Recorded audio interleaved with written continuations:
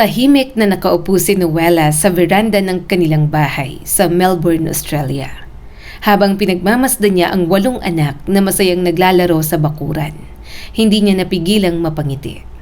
Sa wakas, pakiramdam niya, natupad na rin ang lahat ng kanyang mga pangarap. "Nanay, tingnan mo po ako!" Sigaw ng bunso habang nakasakay sa bisikleta. Napatawa si Noela. "Mag-ingat ka, anak." Lumapit naman ang isa niya pang anak. "Ma, pwede ba kaming mag-beach sa weekend?"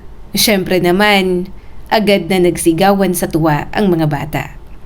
Mula sa loob ng bahay, lumabas ang kanyang asawa. Si Balanga Kalala.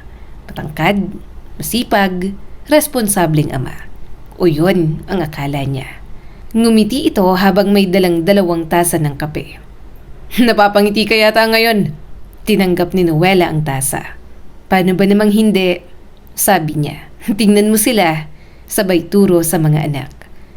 "Naalala mo ba nung wala tayong makain noon?" Napatahimik si Kalala. Tumango ito. "Paano ko makakalimutan? 20 taon na ang nakalipas. Hindi ganito ang buhay ni Noela. Sa Burundi, Africa, isa lamang siyang simpleng byuda. 5 anak ang kanyang binubuhay ng mag-isa matapos mamatay ang kanyang unang asawa. Halos araw-araw siyang umiiyak noon. Minsan wala silang pagkain. Minsan wala silang pera para sa gamot. Minsan kahit pambaon ng mga bata ay problema. Isang gabi, habang natutulog ang kanyang mga anak sa manipis na banig, tahimik siyang umiyak. "Nakakahiya," bulong niya sa sarili. "Hindi ko man lang kayo mabigyan ng magandang buhay." Ngunit ng gabing yon, nagpa siyang baguhin ang kanyang kapalaran. "Mama, aalis ka?" Umiiyak na tanong ng panganay niyang anak noon. Lumuhod si Noela. Mahigpit niya itong niyakap. "Kailangan kong gawin ito." "Pero bakit?" "Dahil gusto kong magkaroon kayo ng magandang kinabukasan." Sasama ba kami?" Tumango siya. Kapag naging maayos ng lahat, ilang buwan matapos yon, lumipad si Noela patungong Australia. Mag-isa, walang kakilala. Hindi marunong magsalita ng Ingles. Takot, nalilito, ngunit determinado. Sa tulong ng isang refugee resettlement agency, unti-unting nakapagsimula siya ng bagong buhay. Nagkaroon ng trabaho, nakahanap ng matitirahan. Nakapag-aral ang kanyang mga anak at unti-unting nabuong muli ang kanilang pamilya. Ngunit hindi niya alam, may isa pang taong magpapabago sa kanyang buhay.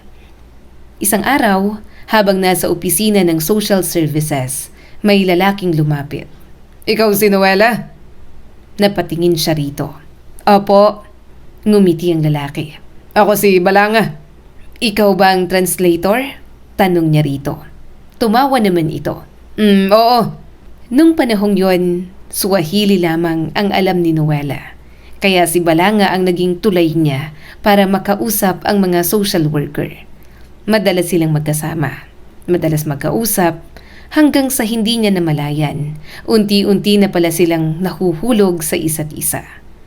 Isang gabi matapos silang maghapunan, naglakad sila sa isang maliit na parke. Tahimik ang paligid, mahangin, nang biglang nagsalita si Balanga. Pwede ba akong magtanong?" Tumango si Noela. Ano yon? Hindi ka ba natatakot magmahal ulit?" Natigilan siya. Hindi niya agad nasagot. Pagkatapos ng ilang segundo, napabuntong hininga siya. "Takot. Pero mas natatakot ako mabuhay ng mag-isa habang buhay." Ngumiti si Balanga. Ako rin. Pareho pala tayo." Doon niya nalaman ang malungkot na kwento ng lalaki. Dating residente ng Congo, isang araw inatake ang kanilang baryo. Napaslang ang asawa nito, pati na rin ang anak. Naiwang mag-isa katulad niya. Pareho silang sugatan. Pareho silang naghahanap ng bagong simula. At marahil, pareho rin silang naghahanap ng taong magmamahal muli sa kanila. Makalipas ang ilang buwan, nag-propose si Balanga. Noela, lumuhod ito. Muntik nang maiyak ang babae. "Mahal kita. Gusto kong maging ama ng mga anak mo.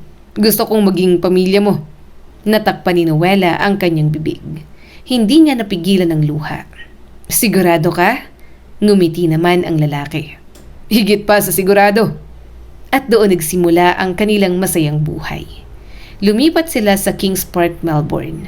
Tinanggap ni Balanga ang 5 anak ni Noela. Parang sarili nitong mga anak. Naging mabuting provider ito. Masipag, responsable, mapagmahal. At nang maglaon, nagkaroon pa sila ng 3 pang mga anak.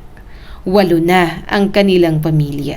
Pakiramdam ni Noela, natagpuan na niya ang lalaking itinadhana para sa kanya.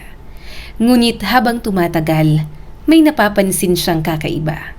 Isang gabi, pagod na umuwi si Balanga. Nahulog lamang sa sahig ang kutsara. Ngunit bigla itong sumigaw. Ano ba naman to? Naggulat si Noela, pati na rin ang mga bata. Pasensya na, mahinang sabi niya. Ngunit lalo pang nagalit ang lalaki. Palagi na lang. Tapos sinuntok nito ang mesa. Napaiyak ang bunso nilang anak. Pagkalipas ng ilang oras, nakita ni Noela ang asawa sa kanilang kwarto. Umiiyak ito at humihingi ng tawad. Mahal, pasensya ka na. Hindi ko sinasadya. Nadala lang ako ng pagod. Niyakap siya nito. At tulad ng maraming beses na nangyari noon, pinatawad niya ito. Hindi niya alam, ang mga sigaw na yon ay simula pa lamang ng isang napakadilim na lihim. Lumipas ang mga taon sa kabila ng mga pagsubok sa kanilang pagsasama. Pinili pa rin ni Noela na manatili kay Kalala. Tuwing nagagalit ito, pinapatawad niya. Tuwing humihingi ng tawad, binibigyan niya ng isa pang pagkakataon. Dahil para kay Noela, mas mahalaga ang mabuo ang pamilya kaysa sa sariling sakit na kanyang dinadala. Ngunit may mga pagkakataon na kahit gaano mo kamahal ang isang tao, hindi mo alam na unti-unti ka na pala nitong inilalapit sa kapahamakan. Isang umaga, habang naghahanda siya ng almusal, tumunog ang kanyang cellphone. Nakita niyang tumatawag ay ang kanyang kapatid na si Burundi. Agad siyang kinabahan. Madalas kasi ay walang magandang balitang dumarating kapag maagang-maagang tumatawag ang mga kamag-anak mula sa Africa. Hello? Mahina niyang sagot. Sa kabilang linya ay narinig niya ang umiiyak na boses ng kanyang kapatid. Ate! Nanlamig ang kanyang katawan. Bakit? Anong nangyari? May ilang segundong katahimikan. Pagkatapos ay narinig niya ang salitang nagpahina sa kanyang mga tuhod. Wala na si Mama. Napabitaw si Noela sa hawak niyang kutsara. Bumagsak yun sa sahig. Ano? Patuloy sa pag-iyak ang kanyang kapatid. Kagabi lang, hindi na kinaya ng katawan niya. Parang tumigil ang mundo ni Noela. Bagamat madrasta lamang niya ang babae, ito ang taong nagpalaki sa kanya. Ang taong tumayong ina noong wala siyang ibang malapitan. Ang taong yumakap sa kanya nang mamatay ang kanyang unang asawa. At ngayon, wala na ito. Nang gabing yon, tahimik lamang si Noelang nakaupo sa sala. Namumugto ang kanyang mga mata. Lumapit si Kalala. Niyakap siya nito. Umuwi ka! Mahina nitong sabi. Napatingin si Noela. Ano? Umuwi ka muna sa inyo. Kailangan ka nila. Tumulo ang luha ni Noela. Hindi ko alam kung kakayanin ko. Mas hinigpitan ni Kalala ang yakap. Kakayanin mo. Nandito lang ako. Sa mga sandaling yon, pakiramdam ni Noela. Napakaswerte niya sa kanyang asawa. Ilang araw matapos yon, lumipad si Noela pabalik ng Africa. Mahigit 7,000 milya ang layo mula sa Australia. Mahabang biyahe, nakakapagod, nakakalungkot. Habang nakatanaw siya sa bintana ng eroplano, paulit-ulit niyang naiisip ang kanyang mga anak. Pati na rin ang asawa niyang si Kalala. Mamimiss ko kayo, bulong niya. Hindi niya alam na may taong nakangiti habang siya ay papalayo. Pagdating sa Africa, agad siyang sinalubong ng kanyang mga kamag-anak. Maraming umiiyak, maraming nagluluksa, maraming alaala ang muling bumalik. Sa mismong araw ng libing, halos hindi siya makapagsalita. Nakatayo siya sa tabi ng kabaong. Tahimik na pinagmamasdan ang mukha ng babaeng minsang tumawag sa kanya ng anak. Ayos na po kayo ngayon, Mama. Mahina niyang bulong. Salamat sa lahat. At tuluyan na siyang napahagulgol. Pagkatapos ng libing, pakiramdam niya nawalan siya ng lakas. Pagod, lungkot, at emotionally drained dahil maliit lamang ang bahay ng kanyang pamilya. Nagpasya siyang mag-check-in muna sa isang hotel sa kabisera. Nais lamang niyang mapag-isa, makapagpahinga, at makatulog ng maayos. Kinagabihan, habang nakahiga siya sa kama ng hotel, tumunog ang kanyang cellphone. Agad siyang napangiti nang makita ang pangalan sa screen. Tumatawag si Kalala. Sinagot niya ito kaagad. "Hello, mahal."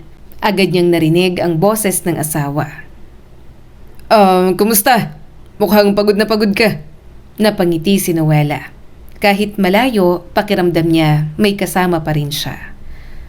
Oo, sobrang nakakapagod. Namimiss ko na kayo." Saglit na natahimik si Kalala. Pagkatapos ay nagsalita. "Namimiss ka na rin namin. Nagdasal kami ng mga bata para sa'yo." Napaluha si Noela. "Salamat." Mahigit 20 minuto silang nag-usap. Tungkol sa mga bata, sa libing, sa kanilang buhay. Parang normal na mag-asawang nagkakamustahan.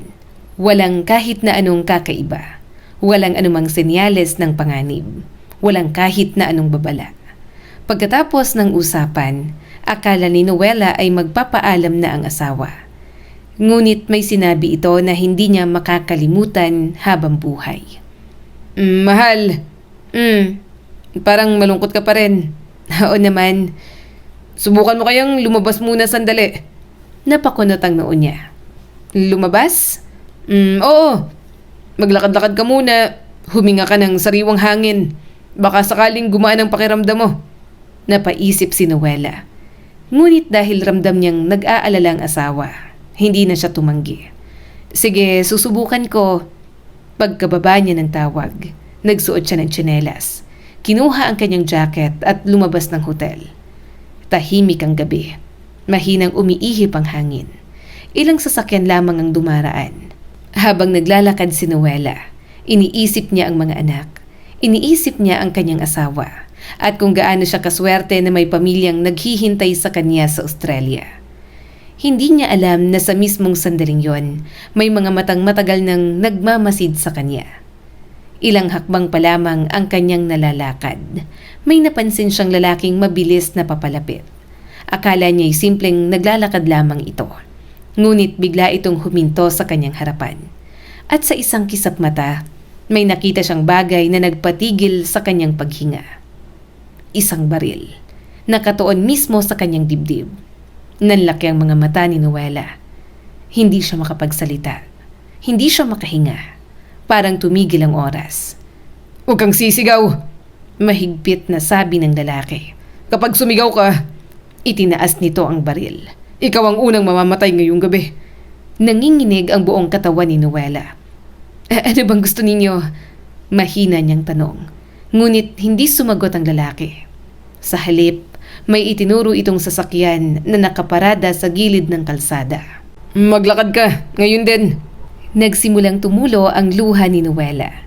Pakiramdam niya'y sasabog ang kanyang dibdib sa takot. "Please, wala akong pera. Wala akong problema sa kahit sino." Ngunit tila bingi ang lalaki. "Sumakay ka." Agad, sumakay si Noela.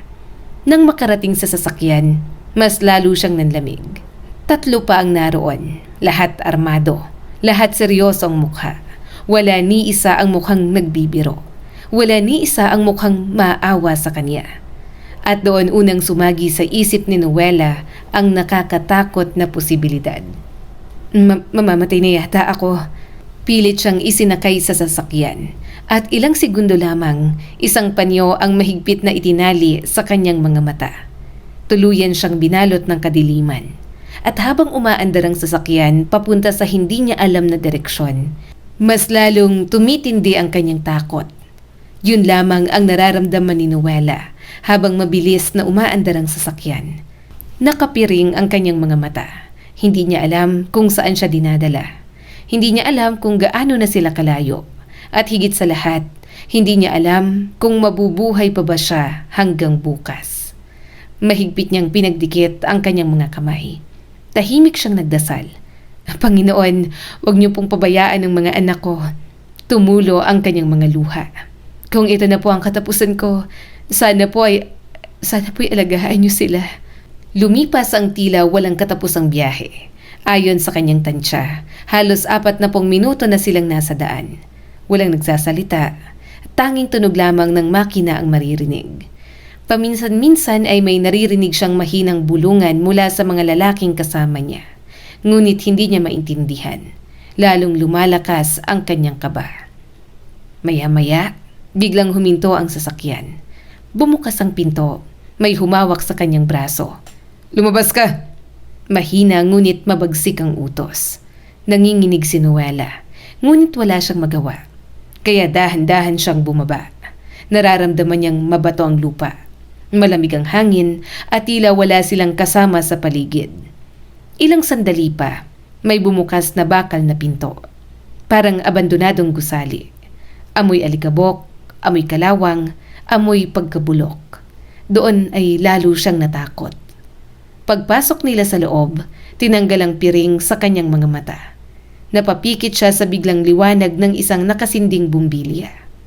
Pagmulat ni Noela, nakita niya ang isang lumang silid, sirang mga dingding, wasak na kisame, at 4 na armadong lalaki na nakatingin sa kanya. Parang mga hukom na handang magbigay ng hatol. Bago pa siya makapagsalita, bigla siyang itinulak sa isang upuan. Mahigpit siyang itinali. "Ano ba ang gusto ninyo?" Umiiyak niyang tanong. "Wala naman akong ginagawang masama." Tahimik lamang ang mga lalaki. Ilang minuto silang hindi nagsalita. Parang may hinihintay. Hanggang sa may isa sa kanila ang lumapit. Siya ang mukhang leader. Malamig ang tingin, ngunit hindi kasing lupit ng inaasahan ni Noela. Tumingin ito sa kanya. Pagkatapos ay nagtanong, "Ano ang ginawa mo sa asawa mo?" Napakurap si Noela. "Ano? Anong ginawa mo sa asawa mo?" Mas madiin na tanong ng lalaki. Hindi siya makapaniwala. "Asawa ko?" Tumango ito. "Oo." Lalong nalito si Noela. "Wala. Mahal ko ang asawa ko. Wala naman kaming problema." Nagkatinginan ang mga lalaki. Parang hindi sila naniniwala. Biglang nagsalita muli ang leader. "Kung wala kang ginawa, bakit niya gustong idispatcha ka?" Parang huminto ang tibok ng puso niya. Hindi makahinga si Noela. Hindi niya alam kung tama ba ang narinig niya. Ano?" Mahina niyang tanong. "Bakit niya gustong idispatcha ka?" Ulit pa ng lalaki. Nanlaki ang mga mata ni Noela. "Hindi. Imposible. Mali kayo. May iba sigurong taong tinutukoy kayo at hindi ako yon." Napailing ang leader. "Hindi. Ikaw ba si Noela?" "Oo." "Asawa mo si Balanga Kalala." Parang binuhusan siya ng malamig na tubig. Oo." Mahina niyang sagot. Tahimik na tumingin sa kanya ang lalaki. Pagkatapos ay binitiwan ang salitang tuluyang nagpayanig sa kanyang mundo. "Siya ang nagbayad sa amin." Parang may sumabog sa kanyang ulo. Hindi niya matanggap. Hindi niya maintindihan. Hindi maaari. Si Kalala? Ang lalaking kasama niyang bumuo ng pamilya. Ang ama ng kanyang mga anak. Ang lalaking kausap niya 1 oras lang ang nakalipas. "Kasinungalingan yan!" Sigaw niya. "Nagsisinungaling kayo. Hindi niya gagawin yon. Mahal ako ng asawa ko." Isang malakas na sampal ang dumapo sa mukha niya. Napasigaw siya sa sakit. Tama na. Hindi kami nagsisinungaling." Seryosong sabi ng leader. Umiiyak na si Noela. Paulit-ulit siyang umiiling. Hindi ako nagsisinungaling." Sa isip niya, bumabalik ang lahat ng alaala.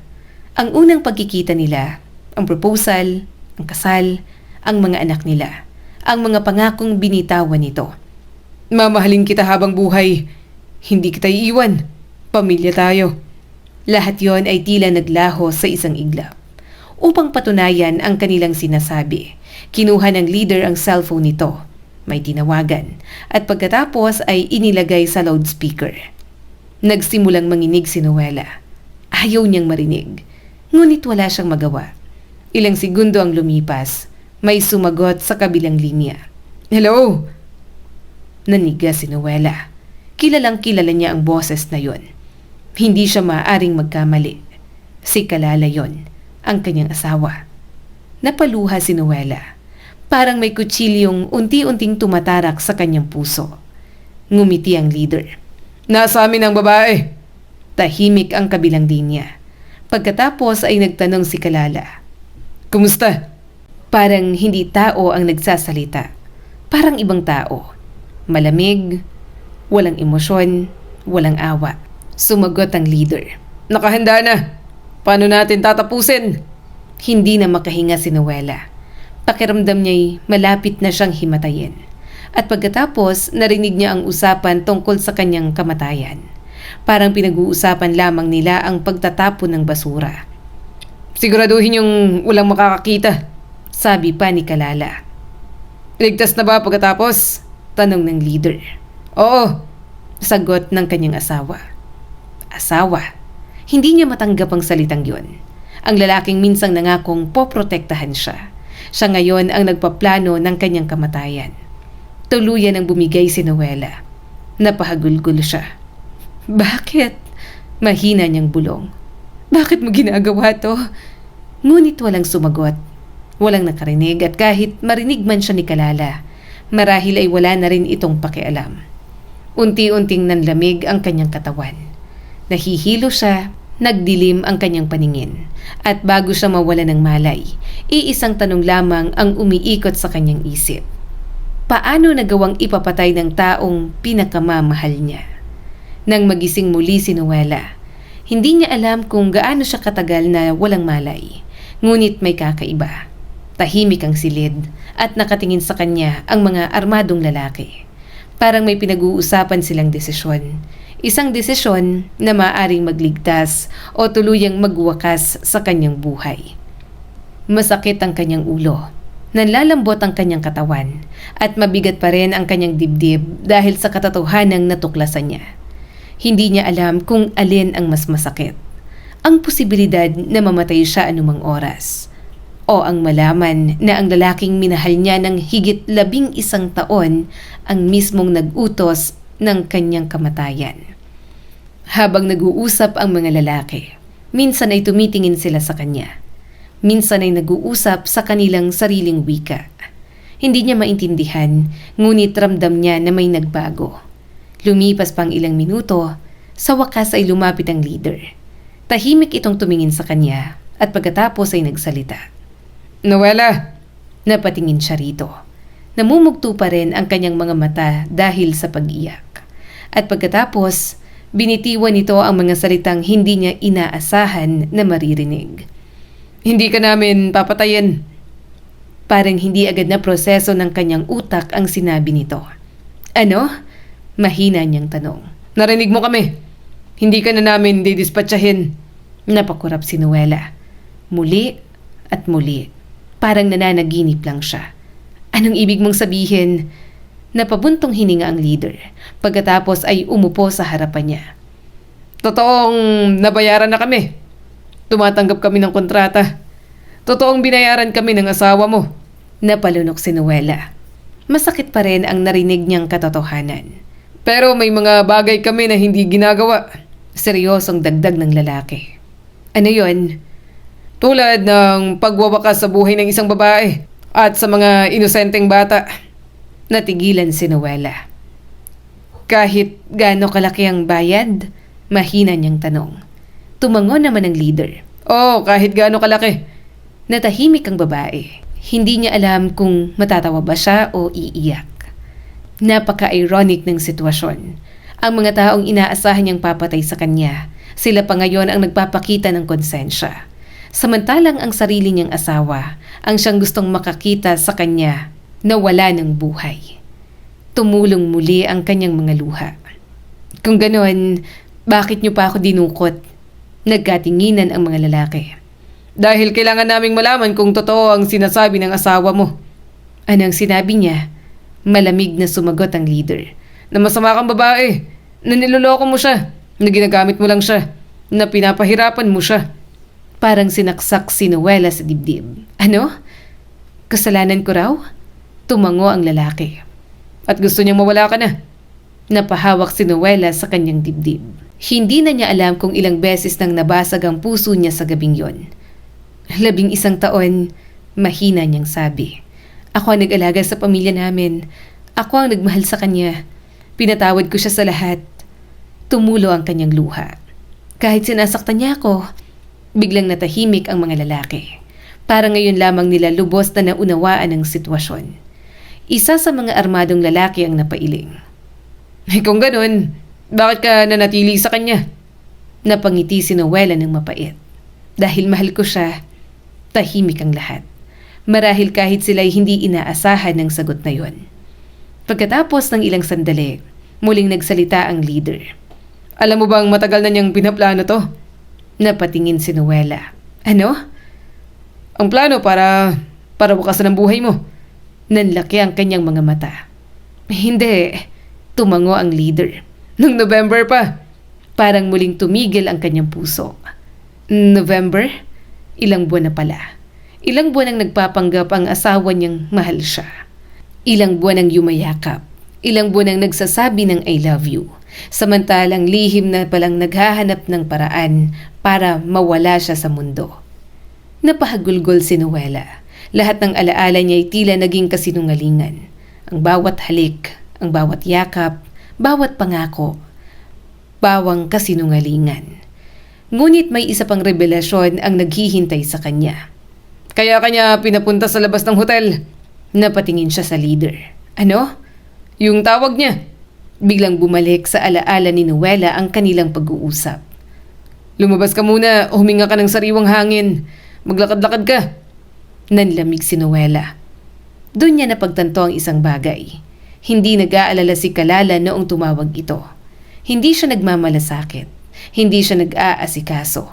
Inaakay lamang siya ng asawa niya papunta sa mga taong nakaabang para kunin siya. Napahawak siya sa kanyang bibig at sa unang pagkakataon, tuluyan niyang tinanggap ang katotohanan. Hindi na niya kilala ang lalaking pinakasalan niya. 2 araw siyang itinago ng mga armadong lalaki sa abandonadong gusali. At sa loob lamang ng 2 araw na yon, paulit-ulit silang nakikipag-ugnayan kay Kalala. Sa bawat tawag, mas lalo lamang napapatunayan ang katotohanan. Hindi kailanman nagtanong si Kalala kung buhay pa ba siya. Hindi kailanman nagpakita ng awa. Sa halip, nagpadala pa ito ng dagdag na pera at nang sabihin ng mga lalaking tapos na ang trabaho, naging kampante ito. Para bang tuluyan ang nawala ang pinakamalaking balakid sa kanyang buhay. Pagkaraan ng 2 araw, lumapit muli ang leader. May hawak itong maliit na memory card. Iniabot yon kay Noela. Ano ito? Lahat ng ebidensya. Mga tawag, usapan, recordings. Napahigpit ang hawak ni Noela. Yun ang katibayan. Yun ang magpapatunay na hindi siya baliw. Na hindi siya nagsisinungaling. Na may taong nagtangkang pumatay sa kanya. At ang taong yon ay ang sarili niyang asawa. Ngunit bago siya paalisin, may huling babala ang leader. Tahimik itong tumingin sa kanya. Pagkatapos ay sinabi, Makinig ka, maswerte ka, dahil kami ang nakuha niyang tao. Nanlamig si Noela. Kung iba ang inutusan niya, hindi ka na sana buhay ngayon. At pagkatapos ng mahabang katahimikan, binitiwan nito ang pinaka nakakatakot na babala. Hindi namin alam kung kami lang ang kinuha niya. Posibleng may iba pang grupo ang hinahanap ka ngayon. Parang bumalik ang takot sa kanyang buong katawan. At doon niya napagtanto, hindi pa pala tapos ang bangungot. Kailangan niyang makatakas. Kailangan niyang makabalik sa Australia. At higit sa lahat, kailangan niyang makita mismo ang mukha ng lalaking nagpalibing na sa kanya habang buhay pa siya. Hindi makatulog si Noela. Kahit nakalaya na siya mula sa abandonadong gusali. Kahit hawak na niya ang memory card na naglalaman ng mga ebidensya. Kahit buhay pa siya, pakiramdam niya ay para na rin siyang namatay. Dahil ang babaeng umalis ng Australia ilang linggo nang nakalipas ay hindi na ang parehong Noela na bumabalik ngayon. Habang sakay ng sasakyan papunta sa ligtas na lugar, paulit-ulit niyang iniisip ang lahat. Ang unang pagkikita nila ni Kalala, ang kanilang kasal, ang pagsilang ng kanilang mga anak, at ang mga pangarap nilang magkasama. Ang tawag sa telepono. Ang tawag na akala niya ay mula sa isang nag-aalalang asawa. Napaluha siya. Tahimik lang siyang nakatingin sa bintana. Hanggang sa magsalita ang leader ng grupo. Ano ang balak mo ngayon? Hindi agad nakasagot si Noela. Pagkatapos ng ilang sandali ay nagsalita siya. Babalik ako sa Australia. Napatingin ang lalaki sa kanya. Hindi ka natatakot? Takot na takot. Pero naroon ang mga anak ko at hindi ako papayag na sirain ng lalaking yon ang buhay namin. Bahagyang ngumiti ang leader. Sa unang pagkakataon ay tila nakakita siya ng lakas sa babaeng halos sumuko na sa buhay. Bago sila maghiwalay, iniabot nito ang isang sobre. Naroon ang mga resibo ng mga perang ipinadala ni Kalala, pati mga recordings, mga detalye ng kanilang usapan. Huwag mo itong iwawala. Ito ang magliligtas sa'yo. Tumango si Noela. Mahigpit niyang niyakap ang sobre. Parang yun na lamang ang natitirang sandata niya laban sa napakalaking kasinungalingan. Ngunit bago pa siya bumaba ng sasakyan, may isa pang sinabi ang leader. Isang bagay na hindi niya malilimutan habang buhay. May isa ka pang bagong buhay ngayon. Siguraduhin mong hindi mo nasasayangin. Tahimik na tumulo ang luha ni Noela. Pagkatapos ay bumaba siya. Hindi na sila muling nagkita pa. Agad niyang tinawagan ang pastor ng kanilang simbahan sa Melbourne. Si Pastor Haruna, isa sa mga taong lubos niyang pinagkakatiwalaan. Nang marinig ng pastor ang kanyang boses, halos hindi ito makapagsalita. Noela? Opo, pastor. Pero natahimik ito. Akala namin patay ka na. Doon napaluha si Noela. Dahil sa unang pagkakataon, napatunayan niyang totoo nga. May mga taong naniniwalang wala na siya. Ikinuwento niya ang lahat. Ang pagkuha sa kanya, ang mga armadong lalaki, ang mga recordings, at ang pangalan ng taong nasa likod ng lahat. Si Kalala. Napahawak sa dibdib ang pastor. Hindi maaari. Ngunit habang tumatagal ang usapan, unti-unti nitong napagtanto na wala ni isa sa mga sinabi ni Noela ang gawa-gawa lamang. Pastor, may pakiusap ako. Ano yun? Huwag niyo munang sabihin kahit kanino na buhay ako. At bakit? Napahigpit ang hawak ni Noela sa cellphone. Dahil gusto kong makitang mukha niya kapag nakita niyang buhay ako. At sa unang pagkakataon mula nang mangyari ang lahat, may bahagyang tapang sa kanyang boses. Hindi na siyang dating babaeng laging nagpapatawad. Panahon na upang harapin ang katotohanan. Samantala, sa Melbourne, Australia, abala si Kalala sa pagpapanggap. Araw-araw siyang umiiyak sa harap ng mga tao. Araw-araw siyang nagkukwento kung gaano niya kamahal ang kanyang asawa. Araw-araw niyang sinasabi kung gaano kasakit ang pagkawala nito. At naniwala ang marami. Nakakaawa naman si Kalala.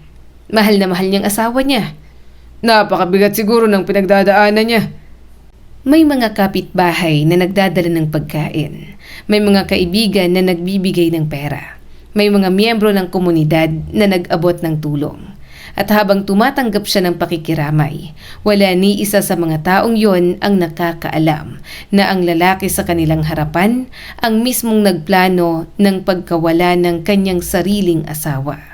Pagkaraan ng ilang araw, nag-organisa pa ito ng memorial service para kay Noela.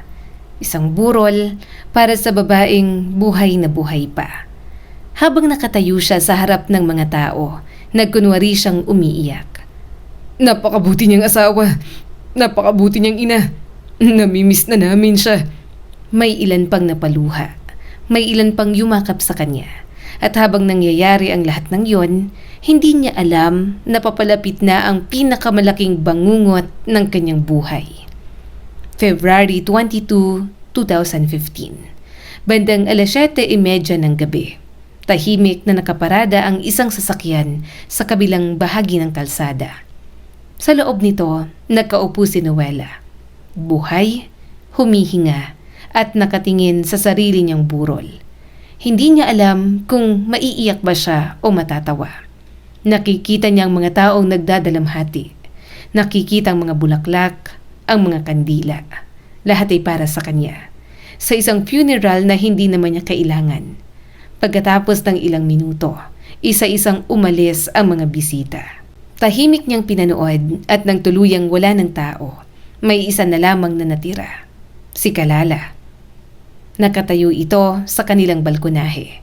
Mag-isa at doon napagpasyahan ni Noela. Panahon na. Dahan-dahan siyang bumaba ng sasakyan. Mabagal ang kanyang mga hakbang. Hindi siya nagsalita. Hindi siya tumawag.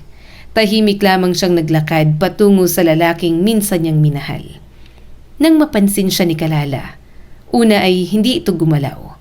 Parang hindi makapaniwala sa nakikita. Napakurap ito ng paulit-ulit. Pagkatapos ay biglang namutla. Parang nakakita ng multo. Hindi. Mahinang bulong nito. Hindi maaari. Humakbang pa si Noela. Mas lumapit. At habang lumalapit siya, mas lalo namang nanginginig si Kalala. Hindi, Noela. Tumulo ang luha ng lalaki. Hindi.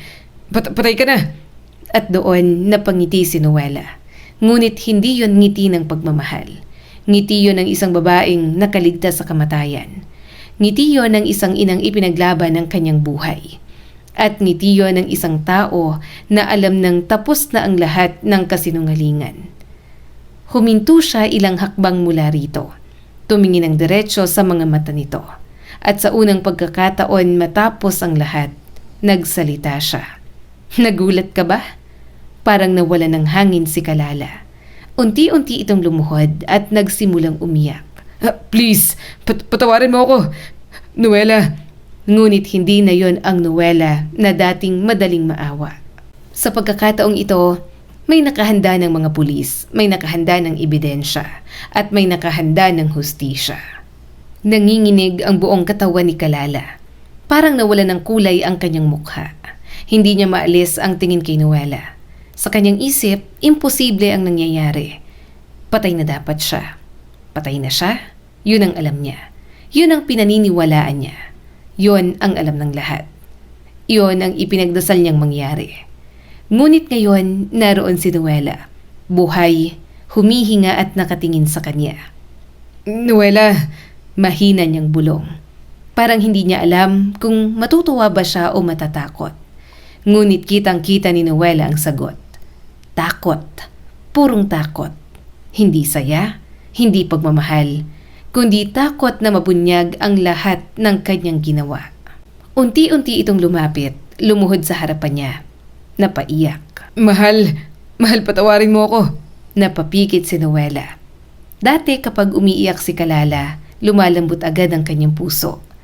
Dati kapag humihingi ito ng tawad, agad niya itong niyayakap. Ngunit hindi na ngayon. Hindi na matapos ang lahat ng kanyang nalaman. Sabihin mo nga sa akin, matigas niyang sabi. Bakit? Hindi agad nakasagot si Kalala. Yumuko lamang ito. Sabihin mo sa akin, mas madiin niyang ulit. Bakit mo ako gustong ipadispatcha? Tahimik. Makalipas ang ilang segundo ay bigla itong humagulgol. Hindi ko alam. Nanlaki ang mga mata ni Noela. Hindi mo alam? Tumango si Kalala habang umiiyak.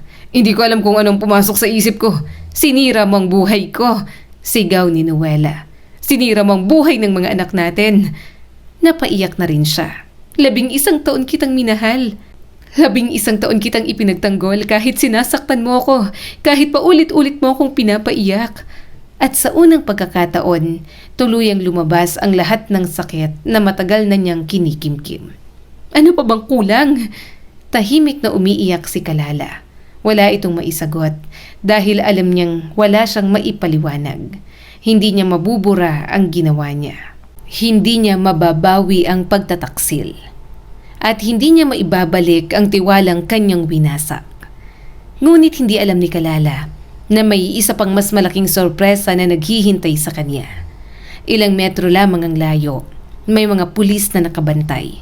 Tahimik, nagmamasid, handang kumilos anumang oras. Bago pa man dumating si Noela sa bahay, nakipag-ugnayan na siya sa mga otoridad na ibigay na niya ang mga recordings, ang memory card at ang lahat ng ebidensya. Ngunit may isa pang piraso ng ebidensya na kailangan nila, ang mismong pag-amin ni Kalala. Kaya ng gabing yon, sinunod ni Noela ang payo ng mga investigador. Patuloy niyang kinausap ang asawa. Sabihin mo sa akin ang totoo. At sa kanyang pagkataranta, Hindi na malaya ni Kalala na na-record ang bawat salitang lumalabas sa kanyang bibig. Mahal kita, umiiyak nitong sabi. Mahal na mahal kita. Napangiti ng mapait si Noela. Mahal mo ako? Kung mahal mo ako, bakit ka nagbayad para mawala ako? Tahimik. Pagkatapos ay yumuko si Kalala. Dahil natatakot ako.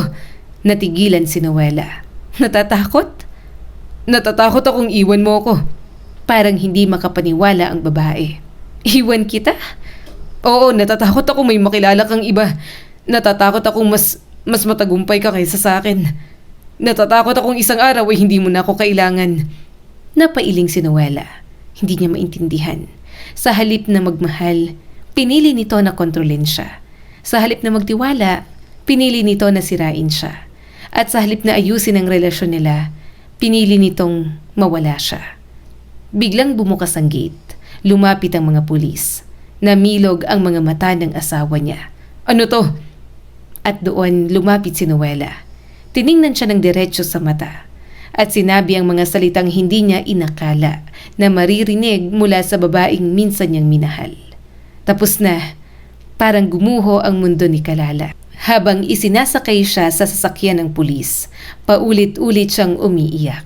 Noela, patawarin mo ako. Please, parang awa mo na. Sa unang pagkakataon, hindi na lumingon si Noela. Pinili niyang sarili niya, ang kanyang mga anak at ang hustisya. Sa mga sumunod na buwan, paulit-ulit na itinanggi ni Kalala ang lahat. Sa presinto, sa mga investigador, maging sa korte. Paulit-ulit niyang sinasabi na hindi niya kayang gawin yon.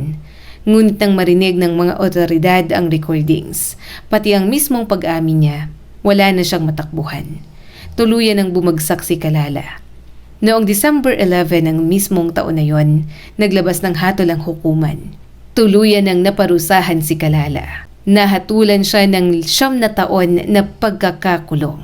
Nang marinig ni Noela ang hatol, hindi siya ngumiti, hindi siya nagdiwang, hindi siya nagalak. Dahil kahit nakamit niyang hustisya, hindi ibig sabihin nun ay gumaling ang kanyang sugat. Maraming gabi pa rin siyang umiiyak. Maraming gabi pa rin siyang nagigising sa bangungot. Minsan, naririnig pa rin niya sa kanyang isip ang boses ni Kalala. Patayin niyo siya! At sa tuwing maaalala niya yon, parang muling nadudurog ang kanyang puso. Mas masakit pa kaysa sa mismong pagdukot. Dahil ang boses na yon ay boses ng lalaking minsan niyang minahal ng buong puso. Ngunit sa kabila ng lahat ay pinili niyang magpatuloy. Para sa kanyang mga anak at para sa kanyang sarili. At para na rin sa bagong buhay na ibinigay sa kanya ng Diyos. Minsan may nagtatanong kay Noela kung nagsisisi ba siya na ipinakulong niya ang kanyang asawa. Pero ito ang palagi niyang sagot. Ang dating buhay ko ay tapos na. Hindi ko na mababago ang nakaraan pero may bago akong buhay ngayon at yun ang pipiliin kong pagtuunan ng pansin. Ang tunay na pagmamahal ay hindi kontrol, selos o pagmamayari. Kapag ang isang tao ay handang sirain ka dahil sa kanyang insecurities at takot, hindi na yon pag-ibig, kundi pagiging makasarili. Minsan ang pinakamahirap na desisyon ay ang lumayo sa taong mahal mo. Ngunit yun din ang tanging paraan upang mailigtas mo ang sarili mo at ang mga taong umaasa sa iyo. Tandaan, ang pagtitiwala ay parang salamin. Kapag nabasag, maaari mo itong buuin muli. Ngunit mananatili pa rin ang mga bitak habang buhay. Ang kwentong ito ay hango sa tunay na pangyayari. At muli, ako si Skylar at sana ay may bago na naman kayong natutunan sa kwento natin ngayon. Maraming salamat po.